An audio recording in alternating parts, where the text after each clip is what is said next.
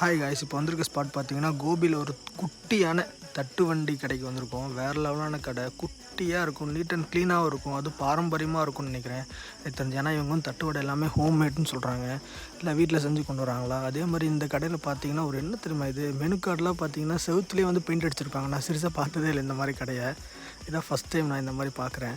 Super NEET and க்ளீனாக இருக்கும். அதே மாதிரி ரேட்டு பார்த்தீங்கன்னு வச்சுக்கோங்க, வெறும் 30 ரூபாவில் தான் ஆரம்பித்து 30 ரூபாலே முடியுது. எல்லா ஐட்டமும் 30 ரூபா தான். தயிர் வடை இருக்குது, பானிபூரி இருக்குது, அதே மாதிரி பார்த்திங்கன்னா வந்து நொறுக்கல், நிறைய வகையான நொறுக்கல் இருக்குது. அதே மாதிரி ஸ்வீட்டு காரம் ஆன தட்டு வடை இருக்குது, வேறு லெவலாக இருக்குது. நான் ஒன்று வாங்கி சாப்பிட்டு பார்த்தேங்க, பாருங்கள் 30 ரூபாய்க்கு.